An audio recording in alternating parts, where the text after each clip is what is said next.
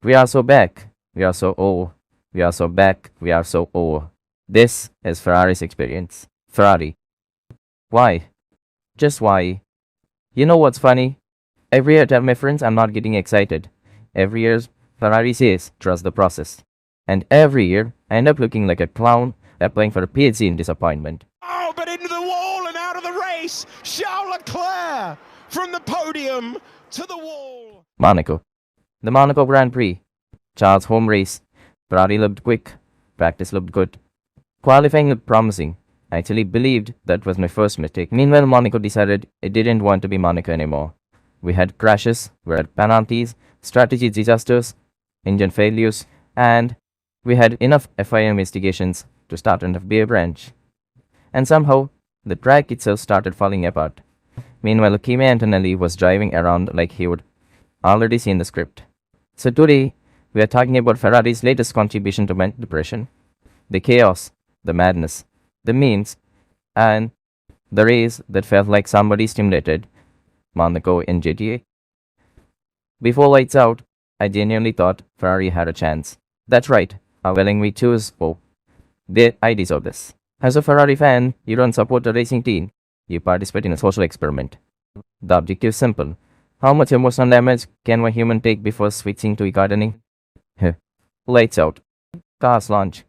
Everyone saw someone, which is honestly was already shocking. And then Max Verstappen's car looked at Monaco and said, "Nah, not this time.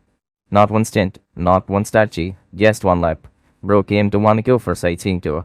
Imagine flying your entire team to Monaco, millions of dollars, months of preparation, thousands of engineering hours. Result, lap 1 completed. Even my phone battery lasts longer than that. And this is where Ferrari fans thought, okay, maybe they're too easy.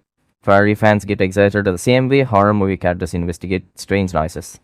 You're not a bad idea, but you do it anyway. Meanwhile, Antonelli, what is this guy? Everybody else was fighting, everybody else was panicking, and they were collecting penalties. And Antonelli looked like he was trying to college. Bro wasn't racing, bro was attending class. Yeah, that's true, that's right. And then Monaco became Monaco. Radio messages everywhere, investigations everywhere, stewards everywhere. The FIA inbox looked like Gmail after signing up for free trails.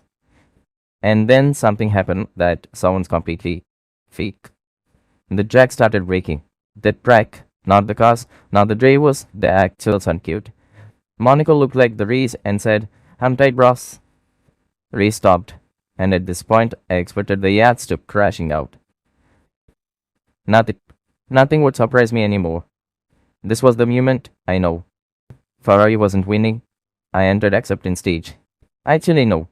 I accepted acceptance. I went straight to memes. Mercedes, it was somehow surviving. Red Bull, somehow not. Ferrari, it's just doing Ferrari things. FIA, investigating oxygen. Monaco check. It says I'm retired, bro. Every kid movie has a main character. The race had Antonelli. Everyone else was creating content. He was creating a victory. Bro dove like he was downloading the premium version of Monaco. Do you know what's dangerous? Hope. Not speed, not rain, not Monaco barriers. Just hope. Especially Ferrari's hope. If Netflix made this race, no one would believe it. Verstappen out, track breaking, penalties everywhere, Ferrari suffering as usual. Antonelli chilling. The writers would have been fired for making it unrealistic. The race had everything: drama, chaos, pain, comedy, and disappointment. Actually, that's the same thing. See you all in next race. Will Ferrari hunt me again? Absolutely. Will I believe? Unfortunately. Because being a Ferrari fan isn't a choice, it's a life sentence. Anyway, see you next week for another episode. How Ferrari found a new way to survival. Just might.